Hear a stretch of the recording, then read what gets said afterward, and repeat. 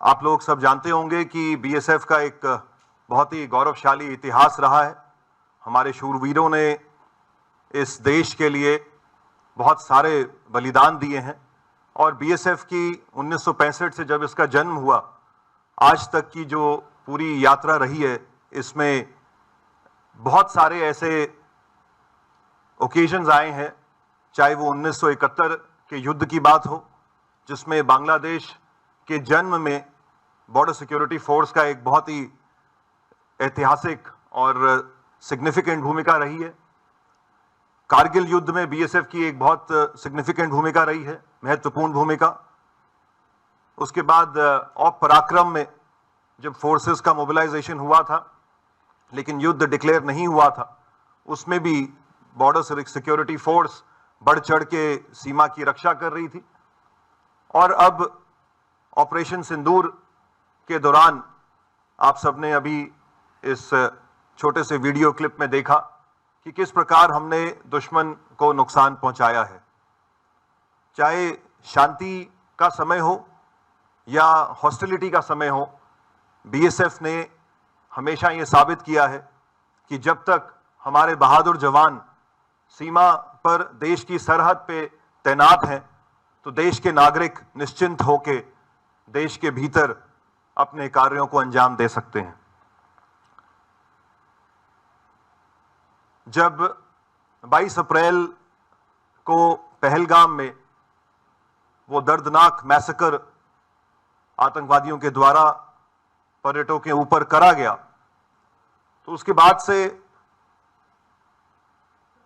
सभी को इस बात की अपेक्षा थी कि पाकिस्तान में स्थित आतंकवादी संगठनों के ऊपर भारत के द्वारा स्ट्राइक्स की जाएंगी। तो स्ट्राइक्स वर इमिनेंट और स्ट्राइक्स होते ही ये भी इस बात की भी आशंका थी कि पाकिस्तान के द्वारा रिटेलिएशन भी करा जाएगा।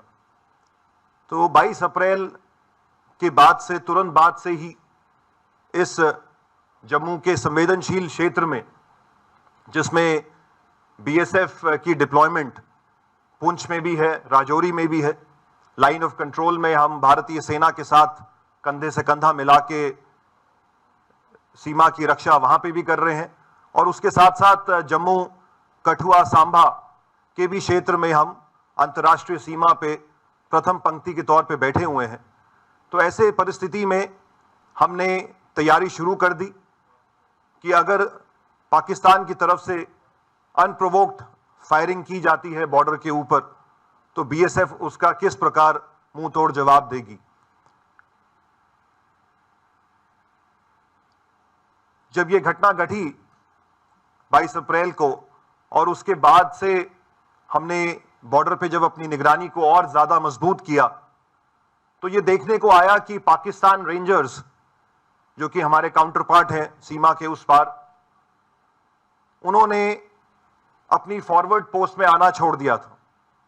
उन्होंने सीमा के नजदीक आना, अपनी एक्टिविटीज को सस्पेंड कर दिया था और वो उनकी जो मूवमेंट है वो सारी की सारी उनकी बॉर्डर आउटपोस्ट तक ही सीमित हो गई थी, जो कि सीमा से थोड़ी सी दूरी पे है। लेकिन बीएसएफ की जो डोमिनेशन स्ट्रेटेजी थी वो बहुत एग्रेसिव थी। आप सब जानते हैं कि हमारी सीमा पे सीमा चौकियां हैं जिनको हम बॉर्डर आउटपोस्ट कहते हैं, जहां पे हमारे जवान दिन रात रह के सीमा की निगरानी करते हैं। लेकिन इसी के साथ साथ सीमा चौकी और अंतर्राष्ट्रीय सीमा के बीच में हमारी विभिन्न पोस्ट्स हैं, फॉरवर्ड पोस्ट्स हैं, जिनके चलते हम अंतर्राष्ट्रीय सीमा का चप्पा चप्पा पे निगरानी रखते हैं। तो हालांकि पाकिस्तान रेंजर्स पीछे चले गए थे लेकिन बॉर्डर सिक्योरिटी फोर्स के सभी बहादुर जवान, उसमें महिलाएं भी शामिल थी, पुरुष भी शामिल थे, वो उन फॉरवर्ड पोस्ट पे डटे रहे और 7 मई को जब ऑपरेशन सिंदूर को लॉन्च किया गया उसके बाद से लेके और जो आगे की घटना घटी, जो आप सबकी जानकारी में है, बॉर्डर सिक्योरिटी फोर्स के सभी जवानों ने सीमा के नजदीक डटकर अपने देश की सीमा की रक्षा करी है। इसके साथ साथ मैं आपको यह भी अवगत कराना चाहूंगा कि अंतर्राष्ट्रीय सीमा पे जो भारत का वर्चस्व है, जो डोमिनेशन है, उसको बरकरार रखने के लिए हमारी कुछ ऐसी भी पोस्ट हैं जो कि तारबंदी से आगे हैं, जो बॉर्डर सिक्योरिटी फेंस से आगे हैं। हमारे बहादुर जवानों ने इस क्रॉस बॉर्डर फायरिंग के दौरान भी उन पोस्टों को मैन किया, उसमें डटे रहे और दुश्मन का मुंह तोड़ जवाब दिया। और इन पोस्ट्स में हमारी बहादुर महिला कर्मी भी तैनात रही हैं, जो आज इस ऑडिटोरियम में उपस्थित है। और हम चाहेंगे कि इस ब्रीफिंग के बाद मीडिया कर्मियों के साथ उनका इंटरेक्शन हो, आप उनसे खुलकर सवाल जवाब कर सकते हैं। 7 मई को जब ऑपरेशन सिंदूर लॉन्च हुआ तो उसके बाद से इंटेलिजेंस एजेंसीज की ओर से हमें इस प्रकार के भी इनपुट्स आ रहे थे कि क्रॉस बॉर्डर फायरिंग में उसकी आड़ में पाकिस्तान के द्वारा दोबारा से आतंकवादियों को सीमा पार घुसपैठ के लिए भेजा जा सकता है। और ऐसे में सीमा की चौकसी बेहद जरूरी हो गई थी। अंतर्राष्ट्रीय सीमा पे जो घटनाक्रम हुआ उसके बारे में मैं आपको संक्षिप्त में अवगत कराना चाहूंगा। 8 तारीख की रात को जब हम सीमा की निगरानी कर रहे थे और हमारे इलेक्ट्रॉनिक सर्वेलेंस इक्विपमेंट से हम सीमा की उस पार भी देख रहे थे, तो ये देखा गया कि पाकिस्तान की सियालकोट डिस्ट्रिक्ट के इलाके में, जो हमारे सांबा के ऑपोजिट लगता है, वहां पे एक बड़े समूह की मूवमेंट वॉच करी गई और लगातार उस मूवमेंट को हम ट्रैक करते रहे। और वो जो ग्रुप था वो अंतर्राष्ट्रीय सीमा के नजदीक बढ़ता रहा। रात का समय था, वहां का जो इलाका है वो अंड्यूलेटिंग ग्राउंड है, टूटा हुआ ग्राउंड है। उसका आड़ लेके ऐसा ये प्रतीत हो रहा था कि दुश्मन की ओर से घुसपैठ की कोशिश की जा सकती थी। बीएसएफ ने ये फैसला लिया कि जब तक ये समूह हमारी निगरानी में है, हम उनको अंतर्राष्ट्रीय सीमा को पार ना करने दें। और इसीलिए 8 तारीख की रात को बीएसएफ के द्वारा सांबा क्षेत्र में प्रीएम्प्टिव स्ट्राइक्स लॉन्च करी गई। प्रीएम्प्टिव स्ट्राइक्स को लॉन्च करते ही एक तरफ हमने दुश्मन को सरप्राइज कर दिया, लेकिन उसके कुछ समय बाद पाकिस्तानी पोस्ट से हमारी पोस्टों के ऊपर फायर शुरू हुआ और उसकी तैयारी हमने पहले से कर रखी थी। और उसी का ये फलस्वरूप रहा कि हम उस क्रॉस बॉर्डर फायरिंग में हमने पाकिस्तान की कई पोस्टों को भारी नुकसान पहुंचाया और हमारा खुद का कोई भी नुकसान नहीं हुआ। उस इलाके के जो सेक्टर कमांडर हैं श्री मंड, वो हमारे बीच में उपस्थित है। मैं अब उनसे अनुरोध करूंगा कि वो चंद शब्दों में आपको उस घटनाक्रम के बारे में अवगत कराएं। डीआईजी इंद्रेश्वर नगर। धन्यवाद श्रीमान। 8 तारीख की रात को जैसे आईजी साहब ने बताया, अभी काफ़ी इनपुट्स हमारे पास थे। अभी भारी जमावड़ा जो उग्रवादियों का सियालकोट एरिया में जो इनके लॉन्च पैड्स हैं वहाँ पे है, तो हमने 10 बजे के आसपास जो हमारा जो सर्वेलेंस डेस्क हैं उन्होंने इनका मूवमेंट को डिटेक्ट किया एडवांस में, और कोई 40-50 के आसपास का मूवमेंट ये था जो बॉर्डर की तरफ बढ़ रहा था। तो उस समय अंदेशा एप्रिसिएशन यही था भी या तो ये इन्फिल्ट्रेशन करेंगे या हमारे फॉरवर्ड जो बंकर्स हैं उनका नुकसान पहुंचाने की ये कोशिश करेंगे। तो इस पर कॉल लिया गया, तो प्रीएम्प्टिव हमने उनको स्ट्राइक किया, जिससे भारी नुकसान उनको हुआ। उनका मूवमेंट जो है स्कटल हुआ उस एरिया में। एंड जैसे हमने पहले से एक्सपेक्ट किया था, तो उनके कुछ पोस्टों ने बीएसएफ की बीओपीज पर काफ़ी हैवी फायरिंग उन्होंने शुरू कर दिया, जिसका रिटेलिएशन माकूल तरीके से दिया गया। वो ऑलरेडी प्लान था कौन सी पोस्ट में किस वेपन से हमने उसको साइलेंट करना है। It was already planned. And बहुत अच्छा जवानों ने जो है उनका मुकाबला किया। मोटर डेट्स का जो फायर बहुत स्किलफुल और बहुत स्टीक फायर था, जिसके कारण वो पोस्टों से भागते भी दिखाई गए, जैसे आपने वीडियो में देखा है। अपने पोस्ट छोड़ कर भागने लग गए और जो मूवमेंट पूरा उनका स्कटल हुआ। और जो इनपुट्स हैं, काफ़ी उनके लोग हताहत हुए उस इलाके में, टेररिस्ट भी और उनके सपोर्टर्स भी। और कुछ आर्मी और रेंजर्स भी. That is all about that and rest is history. We have already briefed you on site about that. तो 8 तारीख की रात को जब ये घटनाक्रम को हमने अंजाम दिया, उसके बाद से दुश्मन के हौसले उस इलाके में पस्त हुए. अगले दिन 9 तारीख को पाकिस्तान के द्वारा सामा का इलाका छोड़कर जम्मू के उत्तरी इलाके में, जो अखनूर के नजदीक पड़ता है, वहां पे अंतर्राष्ट्रीय सीमा पर अनप्रोवोक्ड क्रॉस बॉर्डर फायरिंग को शुरू किया गया. और उसकी तैयारी बॉर्डर सिक्योरिटी फोर्स ने पहले से कर रखी थी. और 9 और 10 को भारी बमबारी बीएसएफ के द्वारा पाकिस्तान के बॉर्डर बेल्ट पे करी गई. इस दौरान हमने ये प्लानिंग कर रखी थी कि मौका मिलेगा तो अंतर्राष्ट्रीय सीमा के नजदीक जो आतंकवादी लॉन्च पैड्स हैं उन पे भी बीएसएफ के द्वारा हमला किया जाएगा. और इसी घटनाक्रम में 9 और 10 की रात को बीएसएफ के द्वारा लश्कर तौयबा के एक लॉन्च पैड जो कि पाकिस्तान में स्थित है, जिसका नाम लूनी है, जो महज अंतर्राष्ट्रीय सीमा से 3 किलोमीटर के फासले पे है, उस पे बीएसएफ के द्वारा एक सुनियोजित योजना के तहत हमला किया गया. और इस घटनाक्रम के बारे में आपको और संक्षिप्त तौर पे अवगत कराने के लिए मैं अब अनुरोध करूंगा डीआईजी सेक्टर सुंदरमणि श्री वीरेंद्र दत्ता से कि वो आपको इस घटनाक्रम के बारे में बताएं. धन्यवाद सर. जैसा कि सर ने बताया कि 8 तारीख को जो इंसिडेंट हुआ था उसके बाद उन्होंने अपना मूवमेंट हमारी तरफ बढ़ा दिया था.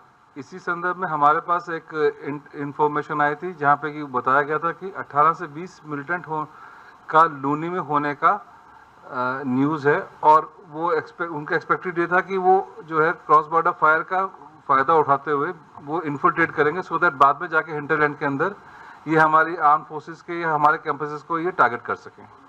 सो ऑलरेडी लूनी हम लोगों ने टारगेट कर रखा था. तो इमीडिएटली आईजी सर से गाइडेंस और डायरेक्शन के तहत ये पूरा प्लान किया गया, जहाँ पे कि हमने मोटर पोजीशंस को सेलेक्ट किया. बिकॉज इसमें हमने सरप्राइज एलिमेंट को मेंटेन करने का प्रयास किया. तो इसमें हमने एक नहीं कम से कम 4 मोटर पोजीशंस अलग अलग डायरेक्शन से किया सो दैट एक पूरा का पूरा कंफ्यूजन मेंटेन रहे. एट द सेम टाइम हमने जो है साइमल्टेनियसली जो है फायर असॉल्ट प्लान किया ताकि जो है हम बाकी जो पोस्टें हैं उनको भी एंगेज कर सकें ताकि वो किसी भी तरीके की मदद या हमारे ऊपर काउंटर अटैक ना कर सकें. तो एक बहुत ही कोऑर्डिनेटेड वेल प्लान ऑपरेशन था जहाँ पे कि हमने 2 फेजेस में उसको किया ताकि हम मैक्सिमम जो है उस पर कैजुअलिटी इन्फ्लिक्ट कर सकें. एंड वो हम अचीव भी कर पाए. एंड लूनी पूरी तरीके से डिस्ट्रॉय भी और उनको काफ़ी कैजुअलिटी का सामना करना पड़ा. ना सिर्फ उनको बनस्पत की जो डाइवर्जनरी टैक्टिक्स के तहत हमने उनकी बीओपीज को एंगेज किया, उसके अंदर भी उनकी काफ़ी पोस्टें जो पूर्णतः क्षतिग्रस्त हुई. And it was a successful operation. Thank you DIG साहब. इसी के साथ साथ 9 और 10 की रात को जब आरसपुरा सेक्टर के इलाके में भी फायरिंग चल रही थी, जिसमें दोनों ही तरफ से पिच्ड बैटल्स लड़ी जा रही थी, तो बीएसएफ डटी रही. और उस इलाके में भी एक पाकिस्तानी लॉन्च पैड मस्तपुर के बारे में हमें 7 मई से पहले कुछ इनपुट्स आए थे. तो बीएसएफ के द्वारा उस लॉन्च पैड को भी टारगेट किया गया. और उस इलाके में जो हमारी कई बटालियंस के ऊपर फायर आया और किस प्रकार हमने पाकिस्तानी बॉर्डर एसेट्स को नुकसान पहुंचाया, उसके बारे में बताने के लिए मैं अनुरोध करूंगा DIG sector headquarter Jammu Shri Chitrapal से कि वो आप सबको ब्रीफ करें. जैसा कि आईजी सर ने बताया है कि 9 तारीख की शाम को मेरे जो सेक्टर आरएसपुरा में काउंटर पार्ट की तरफ से बहुत ही मतलब टारगेट किया गया पोस्टों को. तो उसमें तकरीबन 9:15 बजे हमारी एक पोस्ट काउंटर पार्ट ने फायर शुरू कर दिया. पहले उन्होंने फ्लैट ट्रेजेक्ट्री वेपन से फायर किया, उसके बाद उन्होंने मोटर से फायर किया और पिन पॉइंट वो हमारी पोस्टों को निशाना बना रहे थे. साथ में वो हमारे गाँव को भी निशाना बना रहे थे, जिसमें एक इंटरसेप्शन में ये सुनने में आया कि वो बोल रहे थे कि अब्दुलिया को हिट करो, अब्दुलिया को हिट करो, क्योंकि ये अपना रेजिडेंशियल पूरा एरिया है और उसको हिट कर रहे थे. इसका हमारे जवानों ने बहुत ही मुस्तैदी से इसका जवाब दिया, फिटिंग उनको रिप्लाई दिया मोटर से और फ्लैट ट्रेजेक्ट्री वेपन से। सुबह 4:30 बजे करीब फायर थोड़ी सी उस समय कम हो गई थी और उस समय ड्रोन की एक्टिविटी उन्होंने बढ़ा दी और ड्रोन की जैसे एक्टिविटी बढ़ाई फिर उन्होंने अकस्मात 5:15 बजे करीब दोबारा से उन्होंने सभी पोस्टों पे दोबारा फायर किया और हमारी एक बीओपी ने जो पोस्ट से थी हमारी मोटर पोजीशन, उन्होंने मस्तपुर जो काउंटर पार्ट के एरिया में एक लॉन्च पैड था उसको पूरी तरीके से उसको तबाह किया और बार बार ये उसकी खबरें आ रही थी कि ये लॉन्च पैड है, इससे वो अपने मिलिटेंटों को हमारे एरिया में भेजने की उससे कोशिश करता है, तो उसको हमने बिल्कुल तबाह किया और उनकी पोस्टों को हमने टारगेट किया और उसमें उनकी पोस्टों के बंकर्स थे, उसके कम्युनिकेशन टावर्स जिससे वो हमारे ऊपर निगरानी रख के और पिन पॉइंट फायर गिरा रहे थे, उनको हमने तबाह किया और फायरिंग के दौरान देखा गया कि उनके जवान जो है पोस्टों से पीछे जा रहे थे दौड़ के और इंटरसेप्शन से लग रहा था कि उनको भारी इसमें फायरिंग में नुकसान हो रहा है। Thank you sir. धन्यवाद डीआईजी साहब। तो इस घटनाक्रम में साथियों दुश्मन के द्वारा ना सिर्फ कन्वेंशनल वॉरफेयर बल्कि ड्रोन अटैक्स का भी इस्तेमाल किया गया। हम सब ने देखा कि किस प्रकार आसमान में दुश्मन के द्वारा ड्रोन्स भेजे जा रहे थे जिनको भारतीय सेना और वायुसेना के द्वारा विफल किया जा रहा था। लेकिन 10 तारीख की सुबह पाकिस्तान के द्वारा कुछ लो हाइट के ड्रोन्स भी भेजे गए और उन्होंने हमारी पोस्ट को टारगेट किया।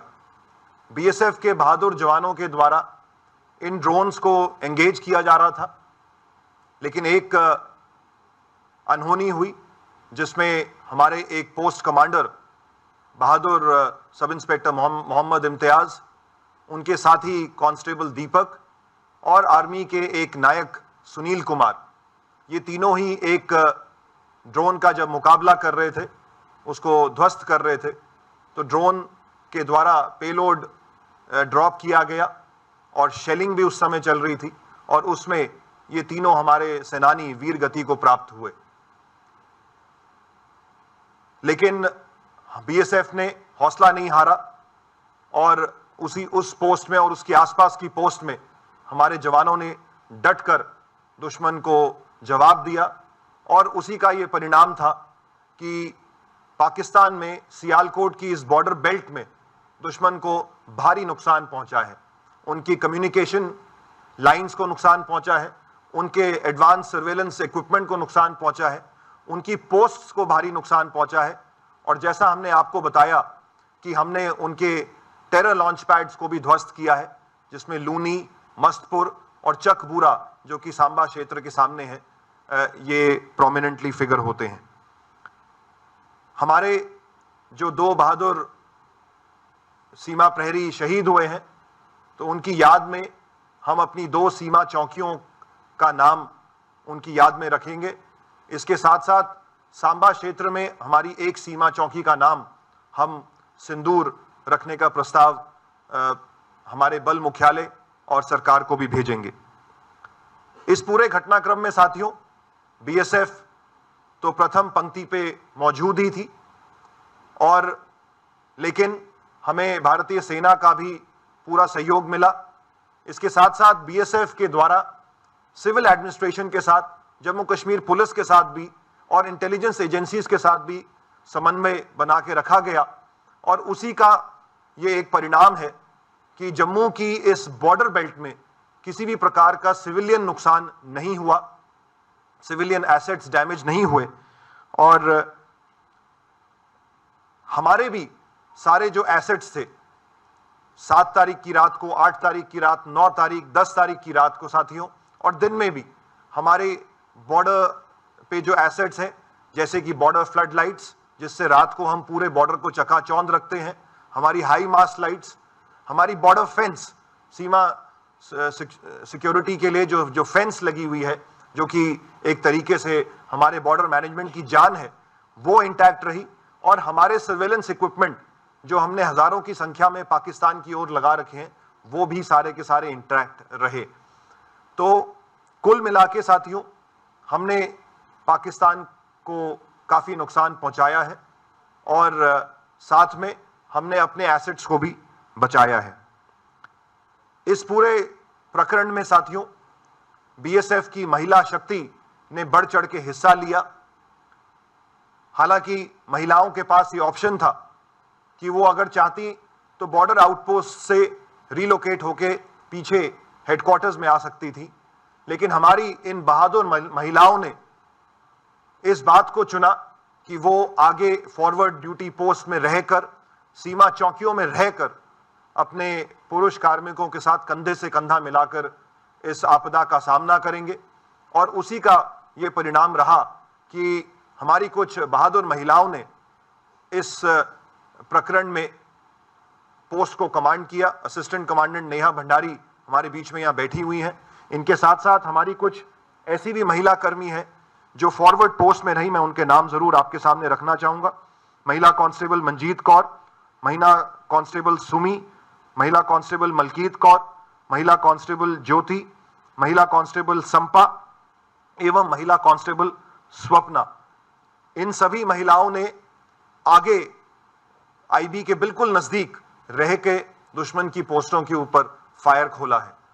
इसके साथ साथ साथियों, जैसे मैं बता रहा था कि हमारे कुछ ऐसी पोस्ट भी हैं जो कि हमारी तारबंदी से आगे हैं, और वो आगे इसलिए हैं क्योंकि हम अपनी हर एक प्रत्येक इंच की रक्षा करना चाहते हैं। तो ऐसी पोस्ट को कमांड कर रहे थे सभी हमारे असिस्टेंट कमांडेंट कुलदीप, जो कि यहाँ प्रेजेंट है, और अभी कुछ क्षणों के बाद ये आपको बताएंगे कि किस प्रकार इन्होंने भी पोस्ट में आगे रहते हुए अपनी कंपनी को कमांड किया और दुश्मन के मंसूबों को विफल किया। साथियों, इस ऑपरेशन सिंदूर में जम्मू के इस इलाके में और एलसी और आईबी दोनों ही क्षेत्रों में बीएसएफ ने बढ़ चढ़ के हिस्सा लिया है, और हमेशा बीएसएफ तत्पर रही है अपने देश की सॉवरेनिटी को बचाने के लिए, देश की अखंडता को बचाने के लिए और देश की सीमा की रक्षा करने के लिए। हमारी निगरानी अभी भी चौकस है, क्योंकि इस प्रकार के इनपुट्स हैं कि दुश्मन को जो भारी नुकसान पहुंचा है तो उसका बदला लेने के लिए वो फिर घुसपैठ या उसकी जैसी क्रॉस बॉर्डर फायरिंग जैसी किसी प्लान को वो अंजाम दे सकते हैं। तो बीएसएफ 24 घंटे दिन रात अंतर्राष्ट्रीय सीमा पर बिल्कुल चुस्त है, और हमारा प्रयास है कि आने वाले समय में, और विशेष तौर पे जब अमरनाथ यात्रा का प्रारंभ अगले 3 जुलाई से होने वाला है, तो हर प्रकार की व्यवस्था यहाँ पे बनी रहे और अंतर्राष्ट्रीय सीमा से किसी भी प्रकार का घुसपैठ या कोई भी अप्रिय घटना ना हो। मैं इन शब्दों के साथ अपनी वाणी को विराम देता हूं और आप सबका धन्यवाद करता हूं कि आप सबने आज समय निकाला यहाँ आने का। काफ़ी समय से मैं भी चाह रहा था कि आप सबके साथ इंटरेक्शन करूं, तो अब अगर आपके कोई सवाल जवाब है तो हम उनको ज़रूर आंसर करना चाहेंगे। हम एक एक करके उन सवालों को ले सकते हैं। मैं डीआईजी जी से रिक्वेस्ट करूंगा कि वो कृपया इसको कोऑर्डिनेट करें। ठीक है, राइट साइड से प्लीज। सर, मेरा नाम अंकित है, मैं टीवी 9 को रिप्रेजेंट करता हूँ। ऑपरेशन सिंदूर के बाद हमने देखा कि बीएसएफ ने किस तरीके से कार्रवाई की। मैं 2 सवाल पूछना चाहूँगा। सबसे पहले आईजी सर आपसे, एक स्पेसिफिक कितनी पोस्ट हमने पाकिस्तानी रेंजर्स की तबाह की। दूसरा डीआईजी सुंदरबनी से मैं पूछना चाहूँगा सर, सुंदरबनी के ठीक अपोजिट ऐसी रिपोर्ट्स है कि सुमानी एक इलाका आता है, वहाँ पे पाकिस्तान का एक लॉन्च पैड था जिसका नाम आईएसआई कॉम्प्लेक्स लॉन्च पैड कहा जाता है। इस ऑपरेशन सिंदूर के दौरान कहा जाता है कि उसको भी तबाह किया गया। अगर आप बता सके इससे रिलेटेड।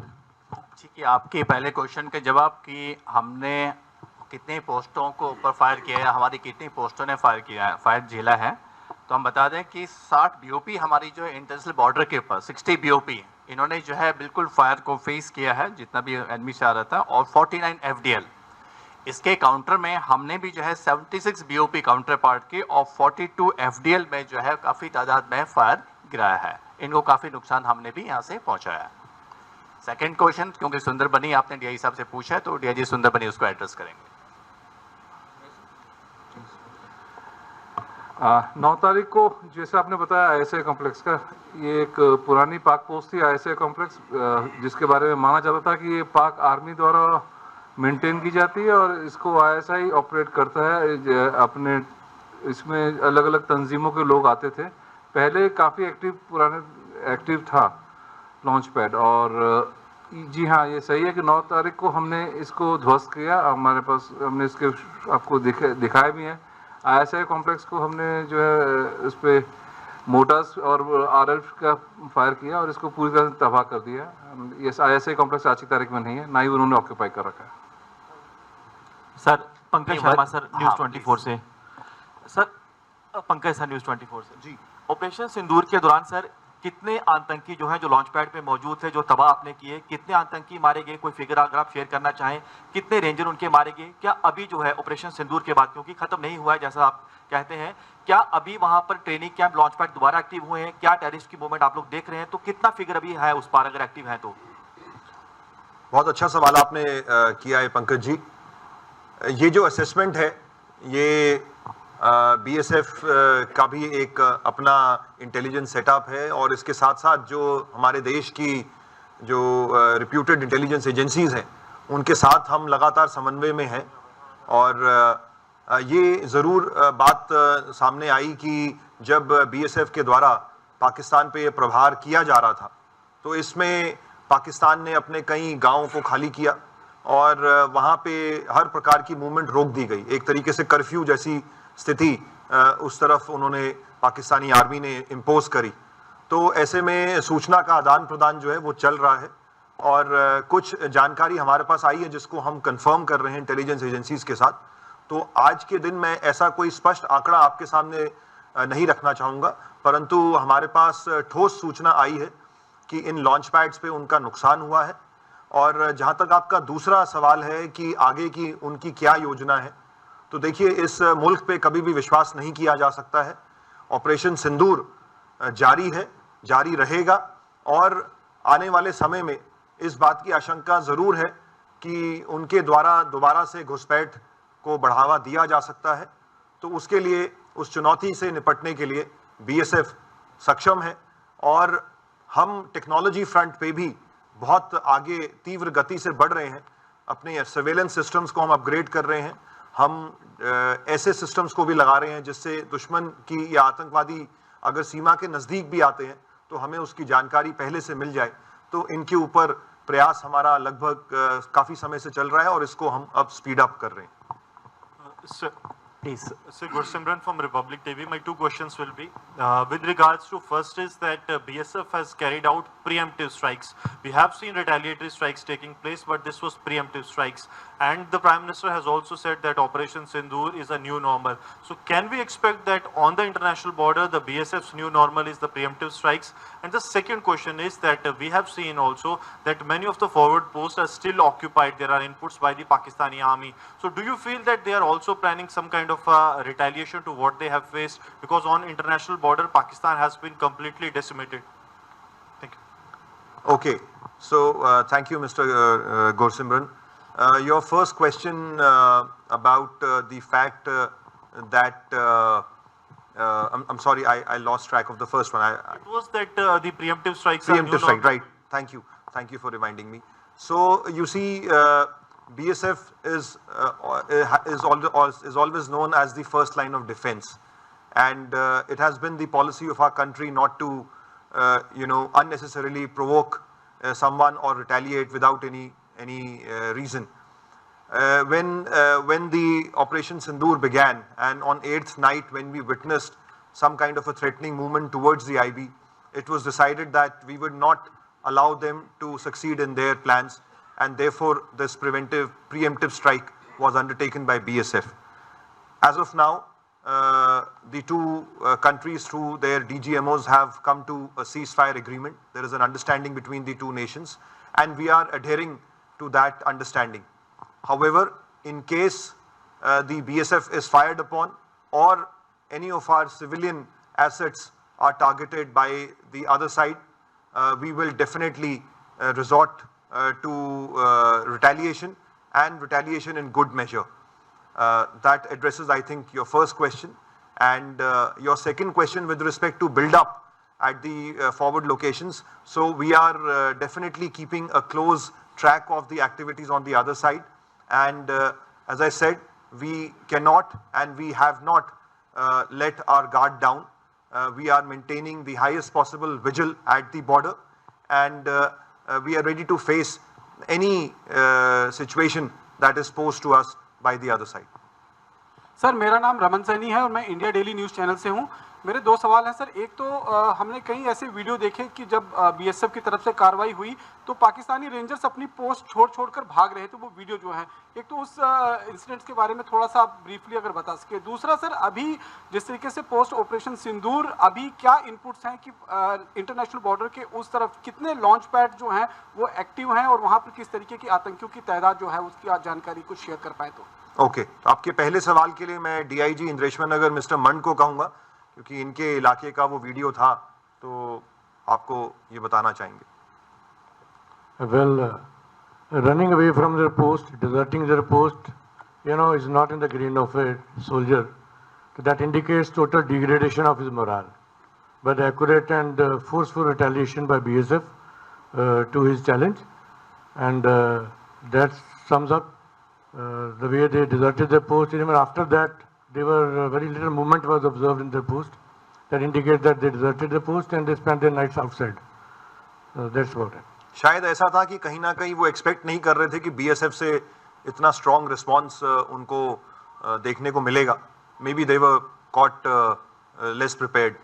आपका जो दूसरा सवाल था लॉन्च पैड्स के बारे में, मैं डीआईजी जी श्री विक्रम कंवर से अनुरोध करूंगा। Regarding the input about the launching pad, आपको पता है कि दुश्मन भरोसे लायक नहीं है और दुश्मन की जो एक्टिविटी होती है उन चीज़ों को दोबारा रिस्टोर करता है। जितनी भी इनके जो तंजीम हैं, जितने भी इनके टेररिस्ट ऑर्गेनाइजेशन है, एक डिस्ट्रक्शन के बाद भी दोबारा ये अपने को रिऑर्ग करते हैं। तो हम ये कह सकें आने वाले टाइम में फिर इन्होंने दोबारा रिऑर्ग होना है और फिर कोई इस टाइप की एक्टिविटी करनी है, तो हमारी उन पर पैनी नज़र है। हमारी रिसोर्स से इंफॉर्मेशन मिलती रहती है हमको, और वो कोशिश हम यही करते हैं कि इनको जो है नोटिस में रखें और कोई ऐसा एक्शन पर, जैसे सर ने बताया प्रीएम्प्टिव एक्शन के लिए, उन चीज़ों के लिए हम हमेशा तैयार रहते हैं और इसीलिए ऑपरेशन सिंदूर जारी है। Hello sir, I'm Tejshri from Times Now. You mentioned about destroying the terror launch pads in Luni particularly. They belong to Lashkar-e-Taiba. You also mentioned about they being launched and destroyed in 2 phases. So if you could please highlight that how they were destroyed in 2 phases, what was the movement over there, and what action did they take and how we retaliated. So as I said that this launch pad is situated about 3 kilometers from the international boundary, and for the last couple of months, starting from January, we were continuously getting inputs about a lot of activity taking place at Luni from various intelligence sources, and therefore as the build up to Operation Sindoor was taking place, we decided to target some of these launch pads, and Luni being very close to the international boundary and also being one which is situated by the Indian forces from 3 sides. So BSF was present on all 3 sides. It is essentially in the Chicken's Neck area, close to down south of Aknoor. And this was one launch pad which was, as I said, surrounded by BSF from 3 sides, and therefore very easy for us to take out. And a plan was put in place that in case the enemy opens fire in that sector, then we will definitely take out this launch pad. And that is what happened on the night of 9th and 10th of May. As my DIG had narrated, that this launch pad was targeted using our special weapon systems from many sides, multiple sides, and as a result of which the kind of intelligence reports that we've got from the agencies is that this launch pad has in fact inflicted heavy damage, and there are lots of casualties also that have been reported to us. Good morning sir, मेरा नाम अजय है, मैं ABP news से हूं sir. मेरे 2 सवाल हैं sir. पहला सवाल कि जिस 9 तारीख को जब ये फायरिंग शुरू हुई तो तो क्या पाकिस्तानी रेंजर्स की मदद में वहाँ के रेगुलर आर्मी भी बॉर्डर पर देखी गई थी? पहला सवाल। और दूसरा सवाल, जिस तरह से आपने बहुत सारे आतंकियों को वहाँ ट्रैक किया जो घुसपैठ करने की कोशिश में थे, तो जब बीएसएफ पर ये फायर आ रहा था तो क्या वो आतंकी भी जो है हम पर फायर कर रहे थे या वो सीधा भाग गए थे? ओके, मंच साहब आप सेकंड क्वेश्चन को आंसर करना चाहेंगे? As far as 8th night is concerned, as already intimated, a group of Hindi में बोल दीजिए, उनका सवाल हिंदी में। अच्छा, सॉरी। 8 तारीख को रात को जैसे बताया गया, अभी एक ग्रुप इनका एडवांस कर रहा था और इसके बैकड्रॉप में ऑलरेडी हमारे पास इनपुट्स थे, तो टैक्टिकल कॉल ली गई भी इनको बिफोर दे कैन इन्फिल्ट्रेट और cause harm to our boys और आवर इंफ्रास्ट्रक्चर, तो we should strike them preemptively, which was done. और उसमें जो हमारे सर्विलेंस फीड में भी दिखाई दिया अभी इनके ऊपर जो है स्टिक जो हमारे बम्बार्डमेंट हुई है, और इनके भागने दौड़ने के भी फीड्स आए थे उस समय हमारे पास, तो वो हमने अचीव किया उस एरिया में। और साथ ही उस समय रियल टाइम इनपुट भी हमें एक इनकी मूवमेंट का मिला था। They were located at a certain place across the border, तो उसका रियल टाइम इनपुट मिला, तो we stuck at that place as well. तो जो इनपुट्स हैं अभी काफ़ी नुकसान इनका इन स्ट्राइक्स के साथ हुआ है। इसके साथ साथ जब ये हमने जब ये स्ट्राइक उन पे करा तो उसके कुछ समय बाद व्हीकुलर मूवमेंट भी उस तरफ देखी गई, काफ़ी गाड़ियों का आना जाना हुआ, एम्बुलेंसेस को भी देखा गया, स्पेशली आरएसपुरा सेक्टर के अगेंस्ट जब ये क्रॉस बॉर्डर फायरिंग चल रही थी। आपका जो पहला सवाल था रेगुलर्स को लेके, तो definitely there was a lot of buildup जिसको हम अभी भी ऑब्जर्व कर रहे हैं, और ये डीजीएमओ लेवल पे जो टॉक्स हुई हैं उसके अंदर डी एस्केलेशन की बात भी रखी गई है। तो दोनों देश की सेनाएं अपने तरीके से उसको अंजाम दे रही हैं, लेकिन बॉर्डर पे जो भी हलचल है उस पे निगरानी हमने बरकरार रखी हुई है। नहीं, one by one, sorry, we think so कि वो भी इसमें इन्वॉल्व रहे होंगे। गुड मॉर्निंग सर, मेरा नाम विशाल है सर, मैं यूएनआई न्यूज़ एजेंसी से हूँ। सर मेरे दो सवाल हैं। जिस तरह से बीएसएफ ने काफ़ी भारी नुकसान जो है वो बॉर्डर के उस पार पहुँचाया है और इस तरफ भी जो उनकी वेपनरी जो है वो नष्ट की है, तो सर क्या आप बता सकते हैं कि जो वेपनरी यूज़ की गई है पाकिस्तान द्वारा, खासकर ड्रोन के हवाले से मेरा ये सवाल है कि क्या ड्यूरिंग इन्वेस्टिगेशन क्या ये स्पष्ट हो पाया है कि वो कहाँ की बनी हुई थी? दूसरा सवाल मेरा ये है कि जिस तरह से अभी मौजूदा हालात हैं, एडमिनिस्ट्रेशन ने जो है वो जो बॉर्डर के रहने वाले लोग हैं उनको भी बोला है कि वो वापस अपने घरों में जा सकते हैं, अभी शांति का माहौल है और सिचुएशन जो है वो नॉर्मल है, स्कूल जो है वो खुल चुके हैं। बॉर्डर सिक्योरिटी फोर्स सर वो किस तरह से कॉन्फिडेंस बिल्डिंग मेजर जो है वो ले रही है ताकि जो रिहायशी लोग हैं बॉर्डर के इलाकों के वो वापस शांति से जो है वो उन इलाकों में रह सके, और आप किस तरह से उनको संतुष्ट कर पा रहे हैं? बहुत बढ़िया। आपका मैं दूसरे सवाल को पहले लेना चाहूँगा। तो जब से सीज फायर डिक्लेयर हुई तो चीज़ों को नॉर्मल होने में थोड़ा समय लगता है। हमने भी बॉर्डर डोमिनेशन जैसे मैंने कहा कि हमारा बरकरार है। कुछ इलाकों में अभी भी फेंस और अंतर्राष्ट्रीय सीमा के बीच में गेहूं की फसल को का कटना बाकी था, तो अब बीएसएफ के द्वारा किसानों को प्रेरित किया जा रहा है कि वो आएँ अपनी फसल को काटें और आने वाले समय में आगे की जो फसल लगाने का काम है उसको भी शुरू करें। हम देख रहे हैं कि सीमा के उस पार भी पाकिस्तान के किसानों के द्वारा भी एग्रीकल्चर का कार्य जो है वो शुरू करा गया है। तो लेकिन जो भी हमारी तरफ से किसान आगे जाते हैं तो उनको हम हैवी प्रोटेक्शन में भेजते हैं। हम हर एक अपने नागरिक की जान की कीमत समझते हैं और हम उनको प्रोटेक्शन जैसा मैंने कहा हम प्रोवाइड कर रहे हैं। जहाँ तक बॉर्डर बेल्ट की बात है तो मैं यहाँ के लोगों की भी सराहना करना चाहूँगा, स्पेशली बॉर्डर बेल्ट के लोगों की। उन्होंने कई वर्षों से, कई डेकेड से, दशकों से उन्होंने इस प्रकार की टेंशन्स, हॉस्टिलिटी बॉर्डर पे देखी हैं। कम्युनिटी बंकर्स यहाँ पे बने हुए हैं, काफ़ी लोगों ने उसमें पनाह ली, काफ़ी लोग अपने घर को बंद करके शहर में गए और अब हमने देखा है कि नॉर्मलसी वापस आ चुकी है। सीमा सुरक्षा बल के द्वारा गांव में विजिट्स किए जा रहे हैं, लोगों के साथ मीटिंग्स की जा रही हैं, सिविक एक्शन प्रोग्राम्स ऑर्गेनाइज किए जा रहे हैं, मेडिकल कैंप्स लगाए जा रहे हैं और लोगों तक ये संदेश पहुंचाया जा रहा है कि हमें वापस आना होगा और सीमा के पास अब रहने में किसी प्रकार का कोई खतरा नहीं है। और अगर पाकिस्तान की तरफ से कोई भी हिमाकत करी जाएगी तो सीमा सुरक्षा बल उसका मुंह तोड़ जवाब देगा। ऐसा आश्वासन हम सीमा के पास रह रहे हमारे नागरिकों को आपके माध्यम से भी देना चाहेंगे। आपका जो पहला सवाल था कि दुश्मन की तरफ से किन हथियारों का इस्तेमाल किया गया, तो उसके बारे में हमारे पास काफ़ी जानकारी पहले से भी थी जिन हथियारों को उन्होंने इस्तेमाल किया है।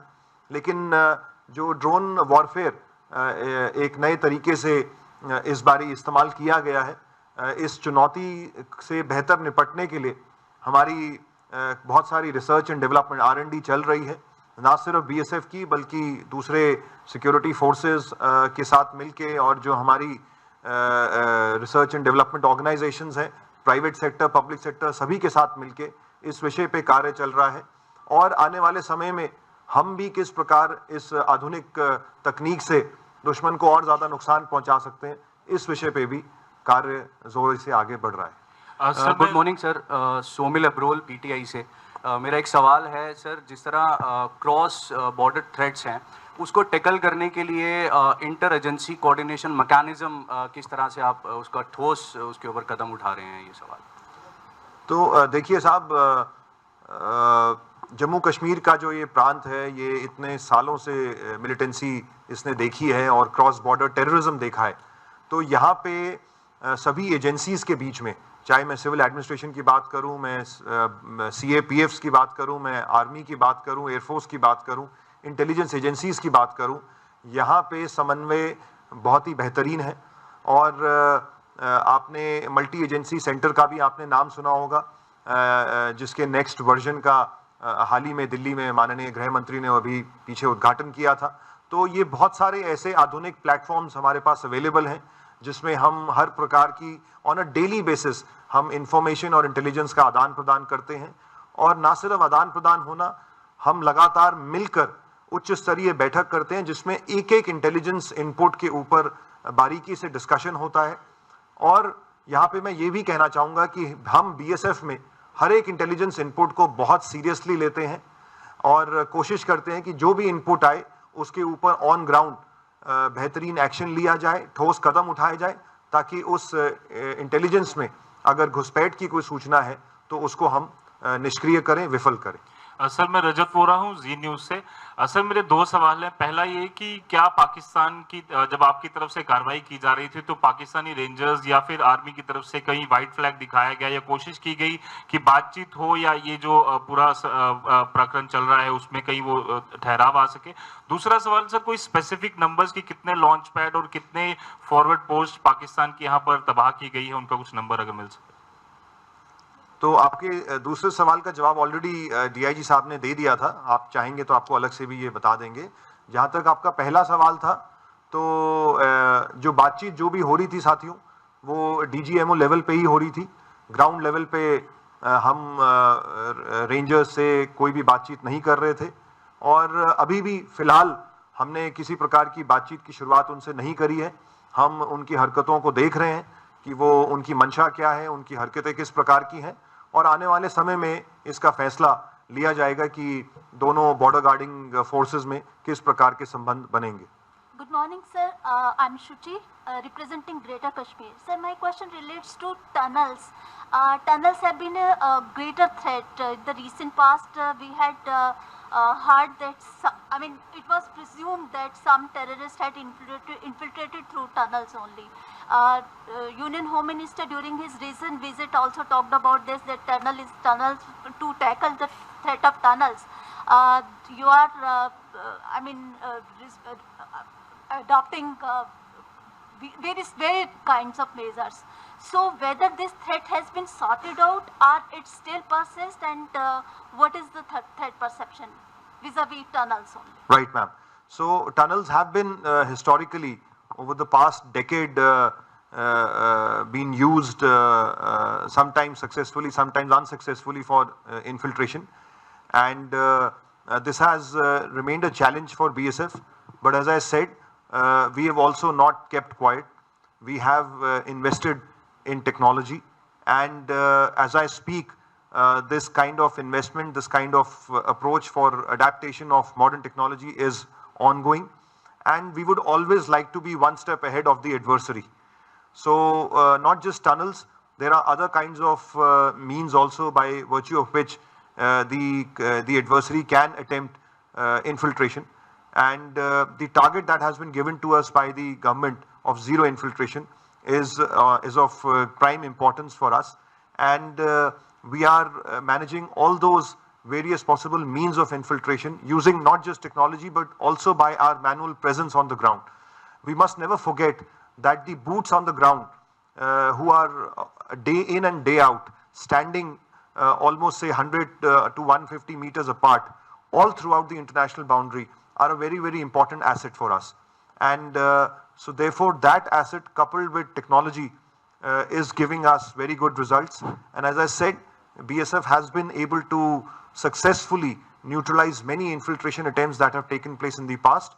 But this is definitely an area of interest for us, and we will continue investing in any technology which can help us keep our borders absolutely sterile and free from infiltration. Thank you. Namaste, Mr. Anand. नमस्ते sir, मेरा नाम कोमल सिंह मनहास है, news 18 India TV channel से हूँ।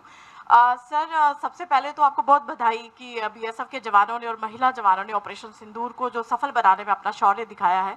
Sir मेरा सिर्फ एक ही छोटा सा सवाल है, आपने अपनी ब्रीफिंग में कहा था कि अमरनाथ यात्रा आ रही है, आप कोई रिस्क नहीं लेना चाहते हैं और इनपुट है कि घुसपैठ की कोशिश और हो सकती है। क्या ये जान पाना आसान होगा हमारे लिए कि कौन सी सीमा से घुसपैठ की कोशिश के इनपुट्स आपको मिले हैं और कितनी तादाद में आतंकी जो है घुसपैठ की फिराक में है? Thank you sir.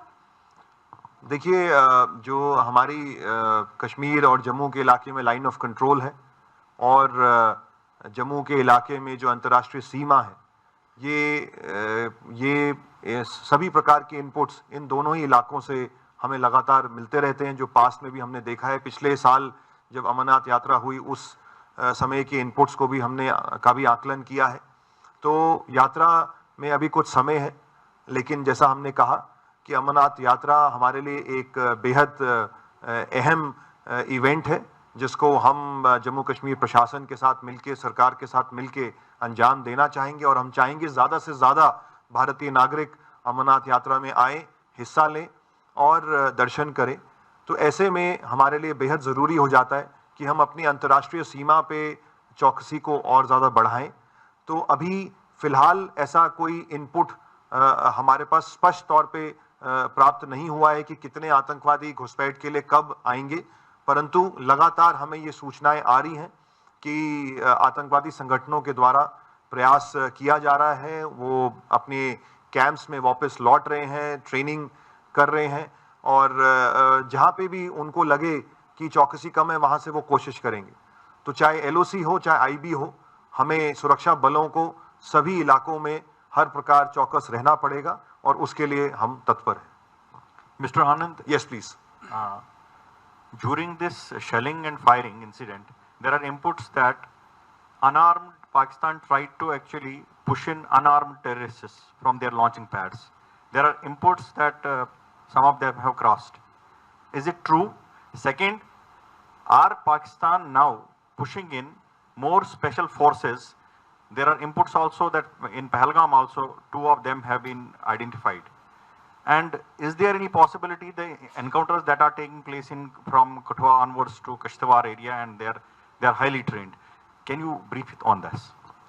Well, so this is true that the kind of training that has been imparted to the recent type of foreign terrorists who have infiltrated is of a slightly different measure. Of course, that is not a challenge that the Indian forces cannot take head on. We've had successful kills both in the Jammu and the Kashmir region in the recent times. And we, along with the army and the police and the CAPFs, other CAPFs which are operating in the valley and in the Jammu region, we are totally committed to the cause of eradicating terrorism. As far as the question of certain kind of terrorists who are ready to either infiltrate or have successfully infiltrated. Well, these inputs are being verified, and as of now, we cannot definitively state in a definite manner as to from where or how many would have infiltrated. These inputs keep coming, they keep pouring in. It is our job to assess along with the intelligence agencies to see which input carries weight and which requires further investigation. So this is an ongoing job, and as I said, we cannot let our guard down in Jammu for a second, and the BSF is maintaining highest possible vigil, and we will continue to do so into times to come. Thank you. Any more question? The last question from your side. Good morning, sir. Myself, Sunil Bhatt from the India Today Group. First of all, many congratulations to all of you on the success of Operation Sindoor. We are all proud of our brave hearts, our armed forces. Sir, my question is related to the challenge that is posed through the terror tunnels. This question was raised here earlier also, but my specific question is that in the recent past, in last 2-3 years, we are seeing a trend that now terrorists are infiltrating from the India-Pakistan international border, and then with the help of their local overground workers, they are able to reach the hilly areas of Jammu region, whether it's Doda, Kishtwar, Rajouri, Poonch. So, sir, there are vulnerable sections along the India-Pakistan international border. There are certain sections where, you know, the entire stretch is surrounded by Sarkanda Ghas, and terror tunnels have also been dug by terrorists with the help of Pakistani rangers. So what has been done to, detect these tunnels and to identify the vulnerable points and to stop infiltration from them, from those points? My second question is that, there was talk of smart fencing at the India-Pakistan international border. There is a section that where smart fencing has been laid, but I think the aim is to ensure that there is smart fencing all along the India-Pakistan international border. How long is it going to take, and what is the status of smart fencing? Thank you, sir. Right. So thank you. Again, a pertinent question that has been raised. As I mentioned before, tunnels or any other means of infiltration have to be dealt with by the BSF here, and of course at the LOC by the army which is stationed there. As far as infiltration is concerned, what we have seen on the other side is that there are areas deliberately left uncut on the other side by Pakistan, and they try to ensure that we are unable to see what kind of activity is taking place on the other side. So while that has been a challenge, however, we've also acquired our own technologies in terms of our UAVs and high-rise surveillance equipment, which can see in depth as to what kind of activity is taking place on the other side. And on 8th night, when we were able to witness a group of persons moving towards the IB, that was using one of those modern assets that we have in our armory.